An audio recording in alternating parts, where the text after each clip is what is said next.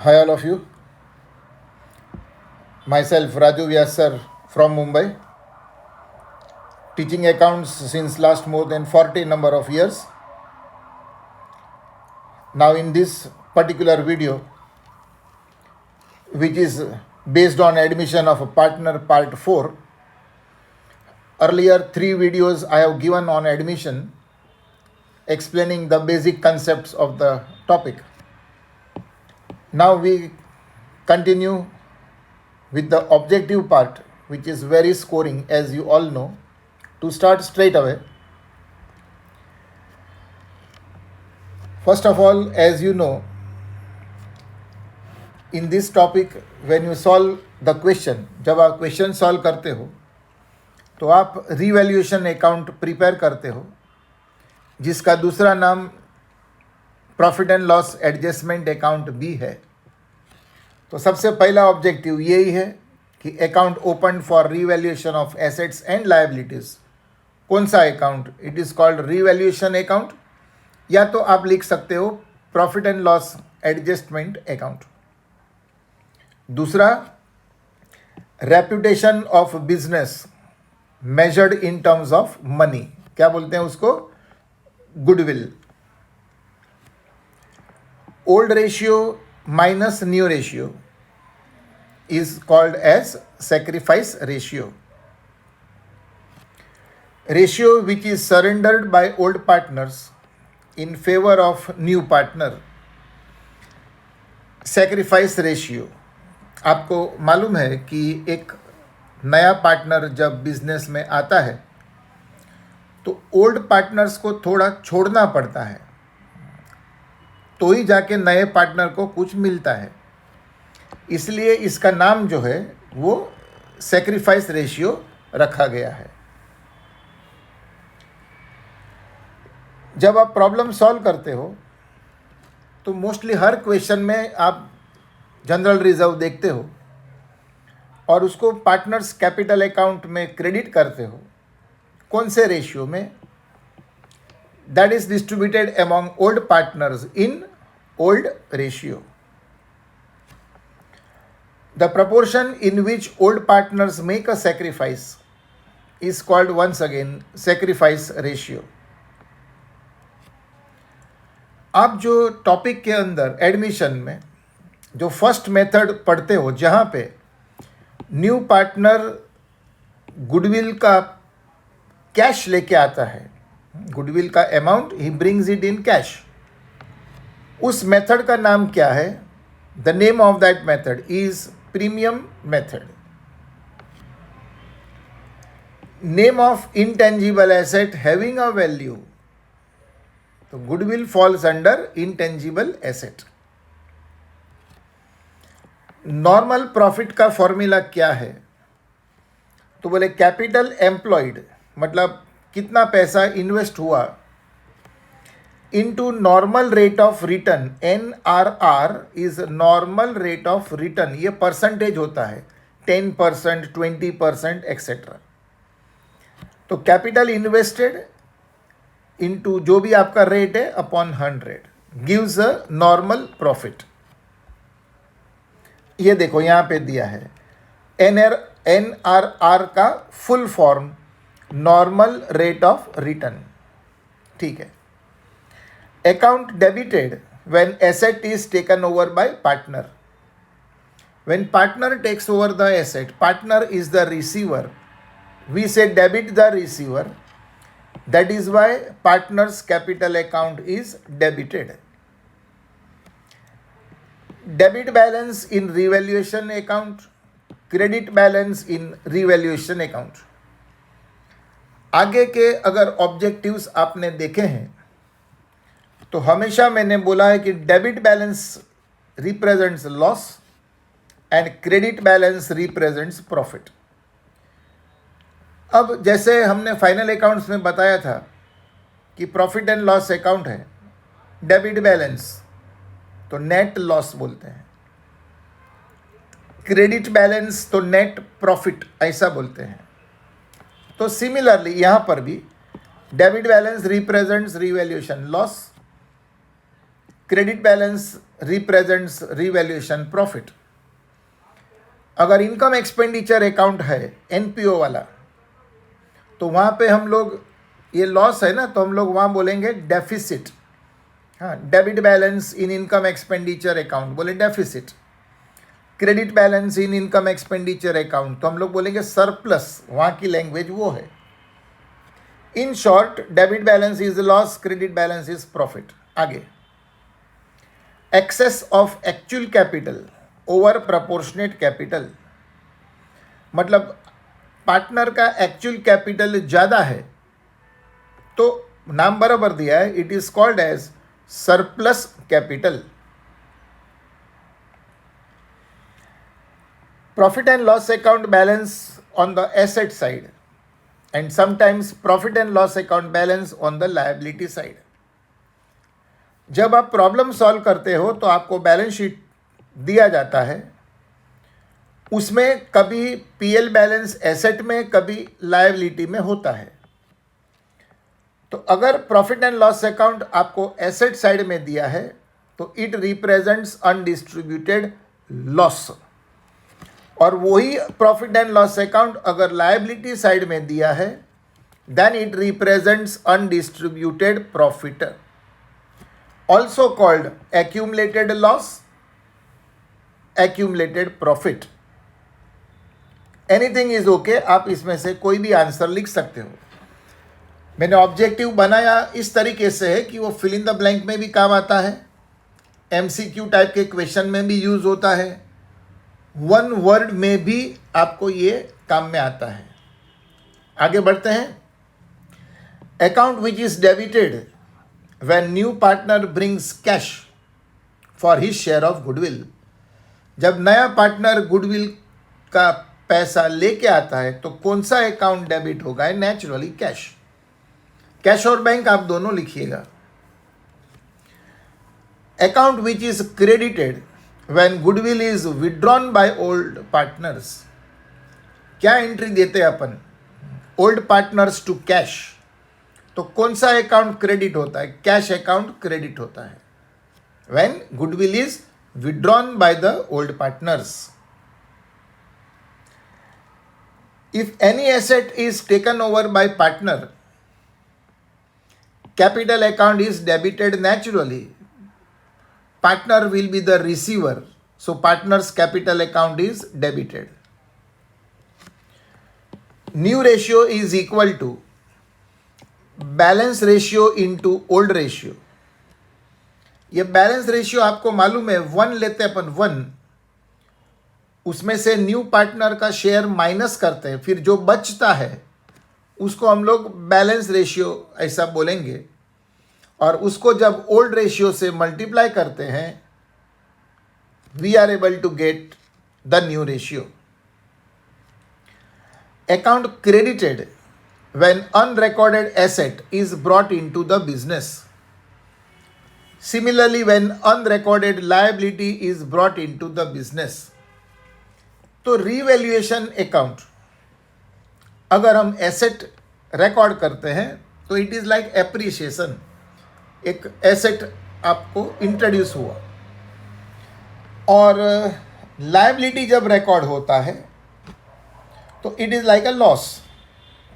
हम लोग उसको रिवैल्यूएशन अकाउंट में डेबिट में रिकॉर्ड करते हैं। Okay, A and B are old partners, 3:2 उनका रेशियो है। सी को एडमिट किया 1/5 शेयर, तो उसका न्यू रेशियो क्या होगा? ये मैं आपको बता देता हूं, जरा 1-2 मिनट लगेगा, लेकिन आपका माइंड हो जाएगा क्लियर। कैसा करते याद रहे, 1/5 शेयर न्यू पार्टनर को। A:B आपको ओल्ड रेशियो 3/5 2/5 दिया है, बराबर है। फिर अपन क्या करते हैं, 1 लेते हैं और फिर 1 में से न्यू पार्टनर का शेयर ऐसा माइनस करते हैं। 5 को 1 के साथ क्रॉस मल्टीप्लाई करते हैं तो 5 - 1/5 ये बना 4/5। अब 3 पार्टनर हो गया, A और B और C। सी का शेयर हमको पता है 1/5। अब ये जो है बैलेंस प्रॉफिट, जो आगे फिल इन द ब्लैंक जैसे हमने आगे बताया ऑब्जेक्टिव में, ये बैलेंस प्रॉफिट लेने का और उसको ओल्ड रेशियो से मल्टीप्लाई करने का। तो ये कितना है 4/5 और ए का ओल्ड रेशियो है 3/5। बैलेंस प्रॉफिट लेने का 4/5 और बी का ओल्ड रेशियो 2/5। अब आप इसको 4 × 3 12, 5 × 5 25, तो ये हो गया 12/25। ओके, दूसरा 4 × 2 8, 5 × 5 25, ये हो गया 8/25। लेकिन यहाँ पे डिनोमिनेटर में 25, इधर भी 25, इधर 25 नहीं है, तो 25 लाने के लिए we are suppose to multiply divide by 5। ये हो गया 5/25। अब आप 25, 25, 25 हर जगह से अगर निकाल देते हो कैंसल, देन आपका न्यू रेशियो बनता है 12/8/5। यही 12/8/5 आपको आगे आंसर में दिखाया, आप देख सकते हो। The answer is 12:8:5। ज़्यादा अगर नॉलेज चाहिए तो मेरे 3 वीडियोस आगे है एडमिशन ऑफ पार्टनर का, उसमें मैंने एक पूरा वीडियो मैथमेटिक्स के पीछे दिया है, तो उसको आप देख सकते हो। Let us continue. एक बात और आपको हमेशा मैं बोलता हूँ कि आपको ये जो वीडियोस हम लोग बना के देते हैं, काफ़ी समय उसके पे देते हैं, तब जाके इतना मैटर, इतना कंटेंट हम आपके लिए लाते हैं। तो हमेशा इस बात का ध्यान रहे कि आखिर में आप इस चैनल को, राजू व्यास सर चैनल को सब्सक्राइब करना, लाइक करना, शेयर करना न भूलें। याद रहे, सब्सक्राइब करने पर आपको कोई पेमेंट नहीं देना होता है। To move further, when goodwill is raised, goodwill account will be debited. क्या बोलते हैं? Goodwill account debit to old partners capital. तो गुडविल अकाउंट डेबिट होता है, लेकिन जब गुडविल को राइट ऑफ करते हैं तब all partners capital to goodwill, ऐसा जर्नल एंट्री बनता है, all partners capital to goodwill. तो गुडविल वहां पर क्रेडिट किया जाता है। Change in relationship between the partners is called, इसको क्या बोलते हैं? Reconstitution of partnership. याद रखना, reconstitution of partnership. What is average profit? Average profit, ये फॉर्मूला आपको प्रॉब्लम सॉल्व करते समय भी काम आएगा, मैं बताऊंगा 2 मिनट में। It is total profit divide by number of years. Goodwill is equal to number of years purchase multiplied by average profit. इसका उपयोग आपको प्रॉब्लम सॉल्विंग में भी होता है। फॉर एग्जाम्पल, ये देखिए, यहां पर मैंने एक एग्जाम्पल लिखा है जिसमें ए एंड बी, उसका ओल्ड रेशियो 2:1, सी को एडमिट किया, न्यू रेशियो 3:1:1, मतलब 3 और 1 4 और 1 5, 3/5 1/5 1/5। फाइंड आउट सैक्रिफाइसिंग रेशियो, ऐसा भी ऑब्जेक्टिव में आता है जहां पर कैलकुलेशन करके देना है। Sacrificing ratio is old ratio minus new ratio, short में लिखा गया है।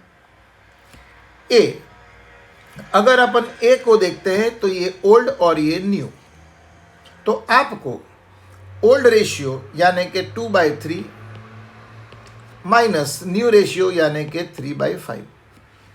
फिर आप बी पर ध्यान दीजिए, old minus new. Old ratio क्या है? बोले 1/3, न्यू रेशियो इज 1/5। आप इधर क्रॉस मल्टीप्लाई करिएगा, 5 × 2 3 × 3 ऐसा, तो ये बनेगा 5 × 2 10 और 3 × 3 9, और नीचे 3 × 5 करना है, मतलब 15। यहां पर सेम क्रॉस मल्टीप्लाई करो, 5 - 3/15, ये 5 ऐसा गया और 3 ऐसा गया, और नीचे ये 3 और 5 का मल्टीप्लीकेशन 15, इधर भी ये 15 है। तो क्या रिजल्ट आया, 10 माइनस 9 अपॉन 15, ये हुआ 1, और ये क्या हुआ, ये हुआ 2। अब दोनों जगह से आप ये 15 हटा देंगे तो आपका आंसर आएगा कि sacrificing ratio is 1:2। Sacrificing ratio is 1:2, ये आपका आंसर है। ऐसा भी ऑब्जेक्टिव के अंदर दिया जाता है कैलकुलेशन वाला। ओके, एक और दिखाता हूं। यहां पर जब प्रॉब्लम्स आप सॉल्व करेंगे तो आपको ये बड़ा यूजफुल होगा। कैलकुलेट गुडविल, बोले 3 years purchase of average profit of 4 years। Average profit मतलब total profit upon number of years. याद रहे, प्रॉफिट आपका ऐड होगा लेकिन लॉस आपको माइनस करना होगा। अब जैसे पहले साल का प्रॉफिट दिया है 1,20,000, दूसरे साल का 80,000, कुछ नहीं लिखा मतलब प्रॉफिट। तीसरे साल में देखो 20 का लॉस है, वो ब्रैकेट में लिखा है, वो लोग लिख के देते हैं। और चौथे साल में फिर से प्रॉफिट है। ये 1 2 3 4 साल है। अब 1,20,000 प्लस 80 करेगा तो 2 लाख आएगा। 2 लाख में से 20,000, 2 लाख में से 20,000 माइनस करे 180, 180 प्लस 60 करेगा तो 240 आएगा, 2,40,000। ये 2,40,000 को 4 से डिवाइड करते हैं तो 4/6 मतलब 60,000। कितना आया, 60। What is 60? 60 आंसर नहीं है भाई, 60 इज योर एवरेज प्रॉफिट।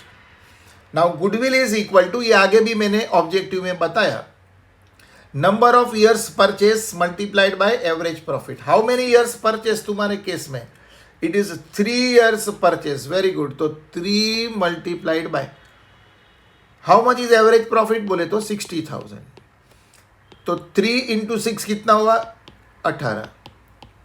तो फाइनली आपका आंसर बनता है 1,80,000। ये आपको प्रॉब्लम सॉल्विंग में भी यूजफुल है और कई बार ऑब्जेक्टिव में भी अलग से ऐसे दिया जाता है। तो आखिर में आप इसको देखिएगा, वेबसाइट www.vyaseducation.in है। यूट्यूब चैनल जिस पर आप देख रहे हो राजू व्यास सर के नाम से। और लास्ट में जैसे मैं हमेशा लिखता हूँ, a winner is a dreamer who never give up. मेरा ये सेंटेंस हमेशा रहता है कि never give up. All the best, thanks for watching this video, see you in the next video, till then bye everyone.